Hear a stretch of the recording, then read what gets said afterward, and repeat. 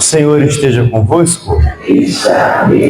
Proclamação do Evangelho de Jesus Cristo segundo Lucas.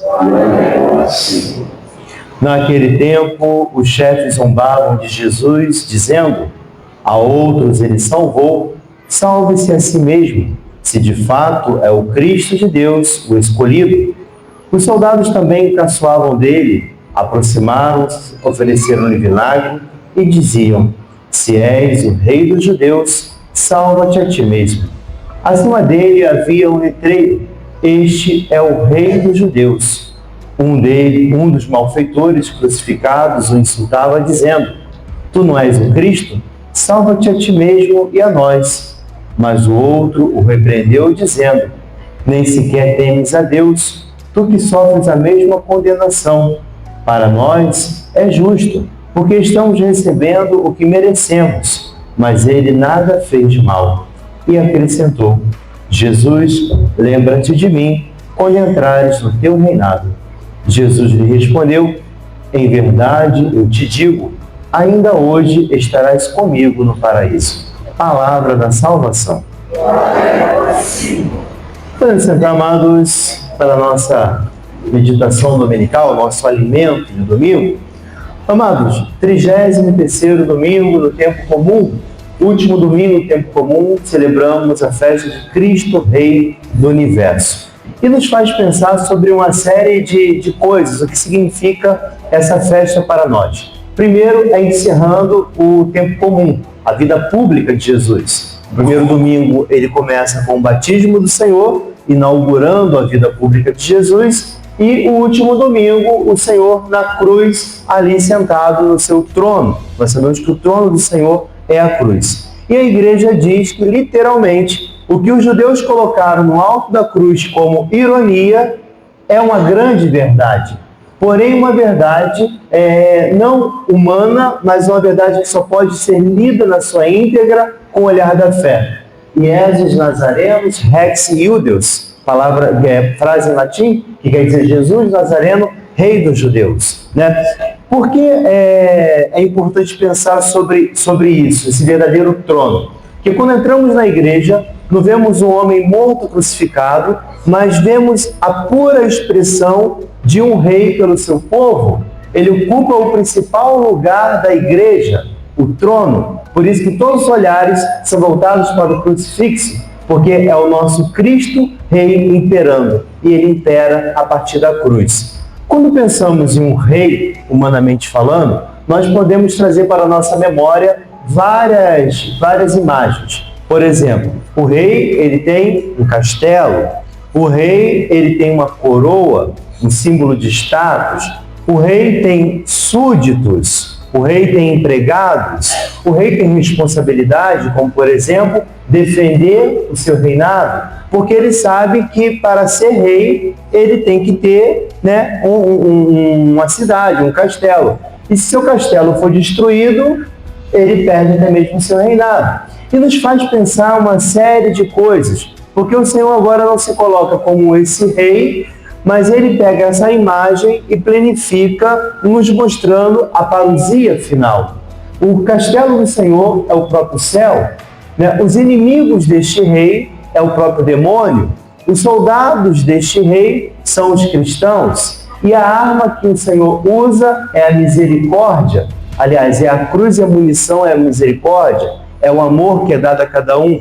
O principal inimigo desse rei, sendo o demônio, ele precisa lutar e derrubar antes mesmo de atacar o seu reinado.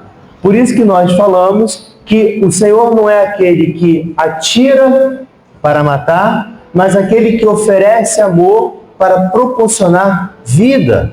É isso que celebramos hoje. É um rei que protege os seus, é um rei que quer todos os seus protegidos, e ele não deixa que nada de mal ataque a sua fortaleza. Então, essa dinâmica, para nós, ela é complicada, porque normalmente a gente olha muito o olho por olho, dente por dente, que já era um mandamento antigo, muito conhecido, mas esse olho por olho, dente por dente antigo, era uma expressão também de justiça, porque eles entendiam que se alguém, quando você fala olho por olho, dente por dente, vem dessa expressão seguinte: quando sumia uma galinha, lá na época de Jesus, sumia uma galinha. Aí, se alguém fosse pego roubando galinha, ele ia pagar por todas as galinhas que tinham desaparecido do vilarejo. Se estava sumindo uma cabra, né, se sumiu uma cabra e alguém foi pego roubando uma cabra, ele ia pagar por todas as cabras que sumiram do vilarejo. Então era algo meio injusto, porque ele tinha que pagar por aquela cabra que ele estava roubando naquele momento. O fato de ele estar roubando uma cabra não significava dizer que ele roubou todas as cabras, mas ele pagava por todas as cabras. Aí vem a lei, olho por olho, dente por dente. Né? Essa lei é uma tentativa de resgatar uma justiça. Né? Olha só, você pega roubando uma galinha. Então, olho por olho, dente por dente. Uma coisa por outra. Ele não pode pagar por tudo. E o nosso senso de justiça sempre foi esse, né? O pagar pelo que fez, o ser condenado pelo que fez. Temos o ditado, olha, Deus castiga, Deus está vendo. Quando na realidade, a maneira de operar sobre a humanidade é o amor. A maneira que o Senhor tem por nós é não levar em consideração o mal, porque se ele levasse em consideração o mal, o diminuiria enquanto sendo ele Deus, tendo ele o domínio, e o mal em Deus não abala, em nada do que o homem possa vir a fazer vai mudar o ser de Deus, vai transformar Deus, nenhuma ação humana influenciada pelo mal vai mover a essência de Deus. Deus é Deus, e ele deixa claro isso no alto da cruz. Encontramos aí, amados, 3 grupos de pessoas ao redor da cruz do Senhor, ou melhor, ao redor do trono do Senhor. Encontramos o povo desacreditado, porque eles esperavam de fato que a concepção de rei fosse um rei de mão forte, um rei que manda matar, um rei que impõe o seu poder. Encontramos aí os soldados que tinham um poder delegado, eles se achavam também poderosos, mas no fundo o poder deles eram delegados, né? Era poder mandado. E o terceiro grupo é aquelas pessoas que pensavam que tinham algum tipo de poder, pois eles mandavam e outros obedeciam.